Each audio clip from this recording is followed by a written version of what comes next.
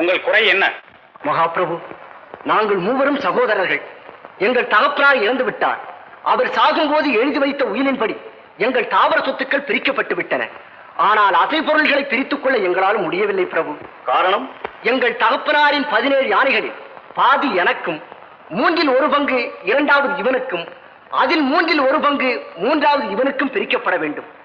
யானைகளை கொல்லாமல் இந்த கணக்கில் பிரித்துக் கொடுக்க தங்கள் நியாயாதிபதிகளால் முடியாததால் எல்லா யானைகளையுமே தங்களது யானை கட்டும் இடத்திற்கு கொண்டு வரும்படி உத்தரவிட்டு விட்டார்கள். தாங்கள் தான் கருணை கூர்ந்து நியாயம் வழங்க வேண்டும் பிரபு. நமது ஆட்சியில் நீதி தவற விடமாட்டோம். எப்படியும் நியாயம் வழங்குவோம். நியாயாதிபதிகளே, உங்களது அபிப்பிராயம்? எவ்வளவோ முயற்சி செய்தோம் பிரபு. இருப்பது 17 யானைகள். அதில் பாதி மூத்தவனுக்கு, அதாவது 8.5 யானைகள் ஆகிறது. இவர்கள் சொல்லுகிற கணக்கில் பிரித்துக் கொடுப்பதென்றால் யானைகளை கொல்லாமல் முடிவதில்லை. இறந்தவன் மூளை இல்லாதவன் அல்ல பிரபு, வெகு சாமர்த்தியசாலி. யானைகள் அரசாங்கத்திற்கு பயன்பட வேண்டும் என்றே இப்படி உயிர் எழுதி வைத்திருக்கிறார். அவனுக்கு நாம் மரியாதை செலுத்த வேண்டும். யானைகளை அரசாங்க சொத்தில் சேர்க்க உத்தரவிட்டது நியாயம்தான். அக்கிரமம், அநியாயம். தந்தையின் சொத்து பிள்ளைகளைத்தான் சேர வேண்டும். யார் அது? நான் தான்.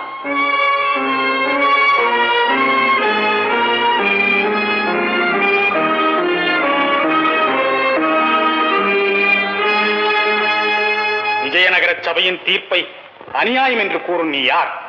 யாரோ பைத்தியக்காரன். இல்லை, நியாயம் தெரிந்தவன், கருணை பொழியும் அரசவையின் மேன்மை தெரிந்தவன், விஜயநகர சாம்ராஜ்யத்தின் வரலாறு படித்தவன். நீ விஜயநகரத்து குடிமகன் தானா? இன்று வரை இல்லை, நாளை ஆகலாம் மன்னர் தயவிருந்தால். இந்த வழக்கை தீர்த்து வைக்க உன்னால் முடியுமா? முடியும். ஏற்ற பொறுப்பை செய்து முடிக்காவிட்டால் என்ன தண்டனை தெரியுமா? தெரியும் குருதேவா. தலையும் உடலும் தனித்தனியே பிரித்து வைக்கப்படும். ஐயா, எனக்கு சில பொம்மை யானைகளை கொடுங்கள். யாரப்பா நீ? என் பெயர் ராமன், ஊர் தெனாலி, கார்லபாடி ராமன் மந்திரியின் குமாரன். கார்லபாடி ராமைய மந்திரி.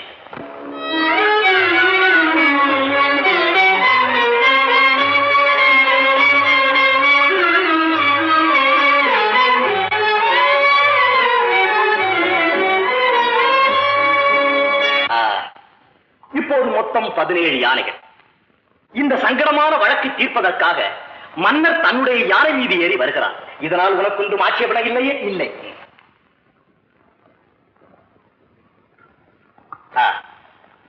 மன்னர் தன்னுடைய யானையும் இதோடு சேர்த்து பிரித்துக் கொடுப்பதாக வைத்துக்கொள். உனக்கு ஒன்றும் மறுப்பில்லையே? இல்லை. முடியாது. மன்னரின் யானையை இதில் சேர்க்க விட முடியாது. பிரிக்கப்பட போவது 17 யானைகள் தான் சுவாமி. இப்போது மொத்தம் எத்தனை யானைகள்? 17 யானைகள் இல்லை, 18 யானைகள்.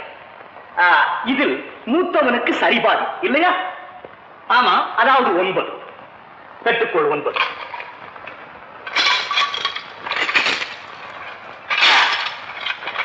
இரண்டாமவனுக்கு 3/1 பங்கு, அதாவது 6 இல்லையா? ஆமா. பெற்றுக்கொள் 6.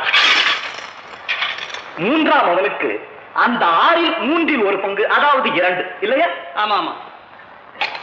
எடுத்துக்கொள் 2. மிச்சம் இருக்கும் யானை மன்னருடைய யானை. வழக்கு தீர்க்க வந்த மன்னர் இந்த யானை மீது ஏறி விடைபெற்றுக் கொள்கிறார். இதனால் உங்களுக்கு ஒன்றும் ஆட்சேபனை இல்லையே? இல்லை இல்லை. உங்களுக்கு? இல்லை இல்லை. இதோ மன்னரின் யானை. வழக்கு தீர்ந்து விட்டது மன்னவா.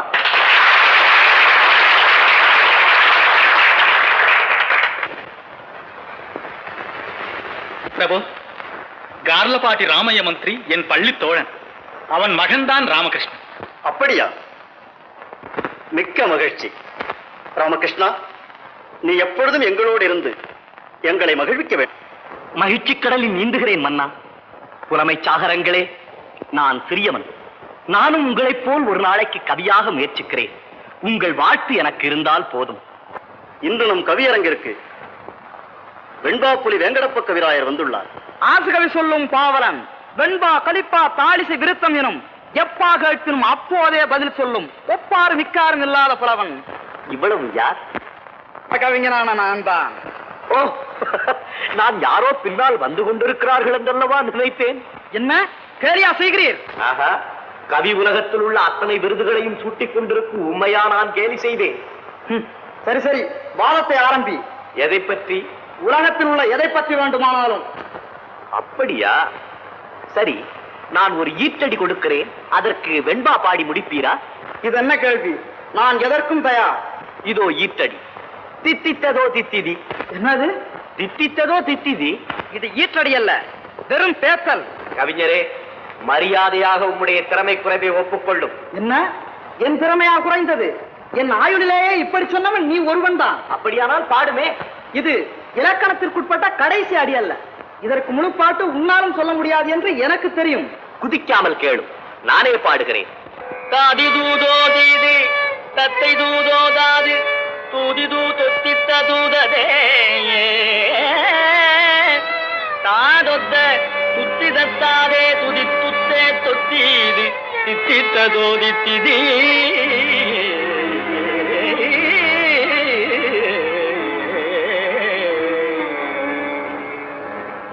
தாதி தூதோ தீது, அடியார்களுடைய தூது தீமையை பயப்பது. தத்தை தீதோதாது, கிளி பொய் தூது சொல்லாது. தூதிது தொத்தித்த தூததே, கோழியின் தூதானது நாட்கடத்தி வைக்கப்பட்டதாகும். துதித்துட்டே தொத்தீது, தெய்வத்தை வழிபட்டு தொடர்தல் பயன் தராது, வீணாகும். தாதொத்த துத்தி தத்தாதே, முந்தாதி போன்ற தேமல் என் உடனே பாய்ந்து அதிகப்படாமல் தித்தித்ததோ தித்திதி. இனிமையான தலைவன் நாமத்தை சொல்லி என்னை காப்பாற்றுக என்பது பொருள். ராமகிருஷ்ணா, வெற்றி உனக்கு. மாதுவோட துணியை எடுத்து வச்சிருக்கியா கமலா? அம்மா மறந்துட்டா, நானா தேடி கொடுத்தேன். நீ ரொம்ப கெட்டிக்காரன்டா கண்ணு. ஏம்மா, உனக்கு எங்க கூட வர்றதுக்கு இஷ்டமே இல்லையா? நீ இங்க இருந்து என்ன செய்ய போற? பேசாம எங்க கூட வந்துடுமா. நானும் வந்துட்டா இந்த வீடு என்ன ஆறது? தலைமுறை தலைமுறையா ஆவி வந்த வீடு. விளக்கேற்றி வைக்க ஆள் வேண்டாமா? நீங்க போயிட்டு வாங்கப்பா. சரி மாதோ, பாட்டிக்கு வணக்கம் சொல்லிக்க. நான் போயிட்டு வரேம்மா. போயிட்டு வரோம் பாட்டி. வீடு பத்திரம், தினம் விளக்கேத்தி வை. அட போக்கிரி, நான் சொன்னதே திருப்பி சொல்லிட்டியா? போயிட்டு வாங்கம்மா. கமலா, அம்மா வரட்டுமா? போய் வாங்க. வா மாது.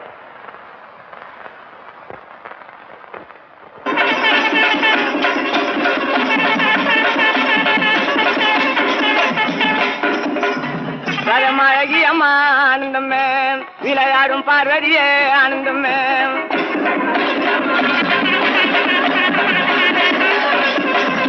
மாயா தோதி அம்மா ஆனந்தமே, மகுமாரி ரேணுகையே ஆனந்தமே.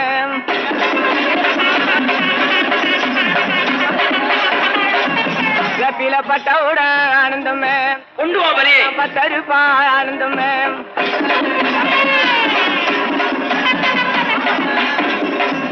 மன்னானா விண்ணானா ஆனந்தமே, மாணிக்க நகனானா ஆனந்தமே.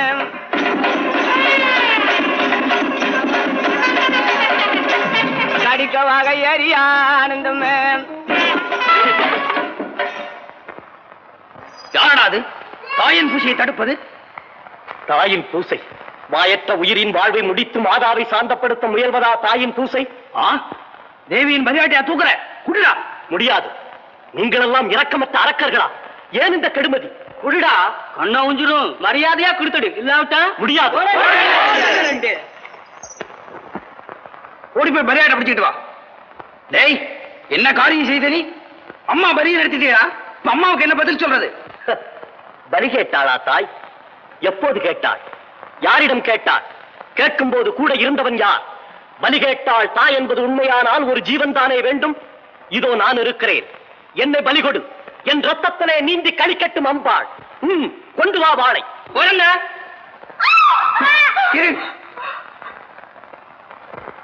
நாங்க என்ன பலி வாங்குறது? இன்னும் கொஞ்சம் நாள்ல அம்பாளே உன்னை பலி வாங்கிடுவா. ஆடு எல்லை தாண்டி போயிட்டது. தாயே, இன்னைக்கு தவறிடிச்சேன்னு கோச்சுக்காத. நாளைக்கு இதையும் சேர்த்து நிறைய பலி கொடுத்து பெரிய பூஜையா போட்டு விடுறோம் தாயே. புறப்படுங்க.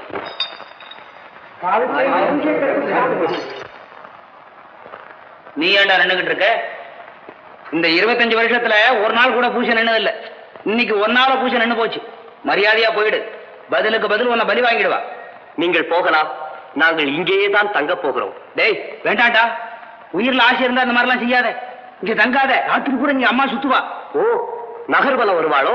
பரவாயில்லை, அவள் சுத்தட்டும், நாங்களும் கூட சேர்ந்து சுத்துகிறோம். அவ்வளவுக்கு துணிஞ்சிட்டியா? சொல்லிக்கிட்டு வந்துட்ட. சரி, நீ எக்கடாவது கட்டு போ. உன் சம்சாரத்தையும் குழந்தையுமாவது அனுப்பு, ஊர்ல கொண்டு போய் சேர்க்கிறேன். அதுக்கடாவது பொழைச்சுக்கிட்டோம். அந்த கவலை உங்களுக்கு வேண்டாம். அவரை பக்கத்தில் தான் நாங்களும் இருப்போம். அவருக்கு நேர்வது எங்களுக்கும் நேரட்டும். நீங்க போகலாம். ஓ தலை.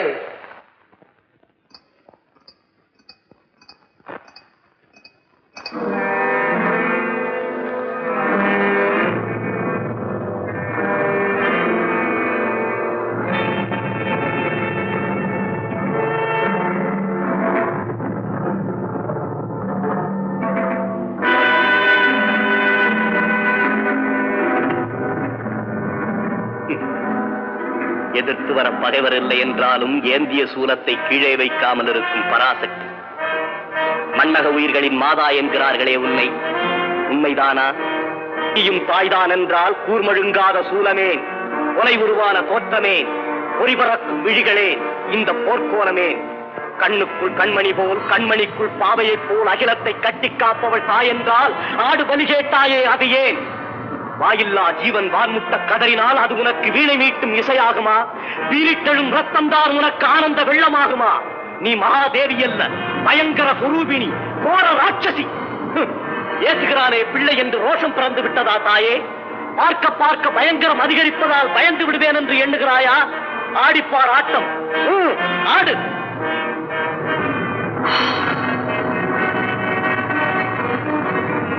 என்னை விழுங்குகிறாயா?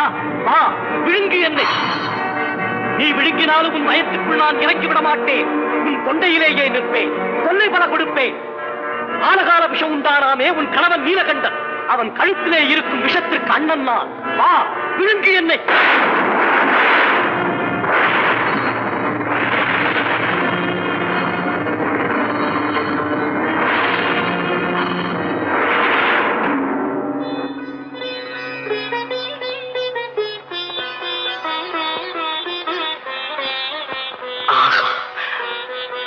இப்போதுதான் நீ என் தாய். காவியமும் ஓவியமும் காணாத காட்சி, கற்பனைக்கும் அற்புதமாம் தாய் குலத்தின் மாட்சி. பின்னி பிணைந்து வரும் பேரன்பு செல்வம், பேசாமல் பேசி வரும் அன்னை எனும் தெய்வம். இப்படித்தான் இருக்கும் அவள் உருவம். தாயே, அழகு சிரித்து வர, அன்பு பெருகி வரும் இந்த ஒரு கொண்டு உன் பிள்ளை குலத்தை காப்பாற்றாமல் பயங்கர ஒரு ஏன் கொண்டாய் தாயே? வேடிக்கையான மனிதன் நீ, விசித்திரமான அன்னை நீ. உலகமே என் பயங்கர சக்திக்கு பணிகிறது. அது உலகின் பரிதாப நிலையை காட்டுகிறது. என்ன? கற்பனை மனதின் கண்ணாடி. பயம் பலவீனத்தை காட்டும். பாவங்கள் அதிகரிக்கின்ற போதுதானே பலவீனம் வந்து சேருகிறது. நான் பாவி இல்லை, எனக்கு பயமும் இல்லை. பார்த்து பேசு. நீ பேசுவது உன் தாயால் தான் பயமில்லை என்கிறேன். 5 திங்கள் வயற்றிலே சுமந்து அங்கமெல்லாம் நோக என்னை பெற்றெடுத்தாளே தாய், அவளைக் கண்டு நான் ஏன் பயப்பட வேண்டும்? நான் பயப்பட வேண்டும் என்று நீ விரும்பினால் நீ என் தாய் இல்லை. பயந்தால் தான் உன் மகன் என்றால் நான் உன் மகன் இல்லை. உன் அதிசயமான பேச்சு எனக்கு மகிழ்ச்சி தருகிறது.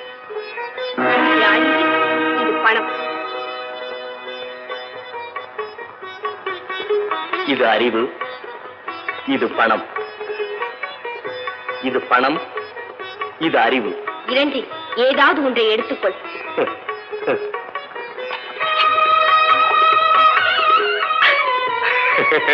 இரண்டையுமே குடித்து விட்டேன் அம்மா. தாயின் கட்டளையை மீறிவிட்டாய். கோபிக்காதே தாயே. அறிவு வேண்டுமா பணம் வேண்டுமா என்று கேட்டாய். அறிவில்லாதவன் பணம் யாருக்கும் பயன்படுவதில்லை. பணம் இல்லாதவன் அறிவு மதிக்கப்படுவதில்லை. இரண்டில் ஒன்று இருப்பது இருந்தும் இல்லாததும் போல்தான். ஆகவே இரண்டையும் கலந்து குடித்து விட்டேன் அம்மா. ஆம், உன் அறிவு வினோதத்திற்குத்தான் பயன்படும். உன் பணம் ஊருக்குத்தான் பயன்படும், உனக்கு பயன்படாது. உன் கவிதைகளை மகாகவியின் வாக்காக கருத மாட்டார்கள், கேலியாகத்தான் கருதுவார்கள். நீ விகட கவியாவாய். விகட கவியாவே? நல்ல யோசனை, சரியான முடிவு. இதுவரை எந்த கவிஞனுக்கும் எட்டாத முடிவு. உயரத்தில் இருப்போருக்கு மகிழ்ச்சி உண்டாக்குவேன், விரக்தி அடைந்தோருக்கு விரோதம் காட்டுவேன், வாழ்க்கை வாழ்வதற்கே என்பதை கற்றுக் கொடுப்பேன். நன்றி தாயே, நன்றி தாயே. நான் விகட கவியாவேன், நான் விகட கவியாவேன், நான் விகட கவியாவேன். தானாக பேசுகிறீர்கள் என்னங்க? கமலா, தேவி காட்சியானாள். கனவிலா?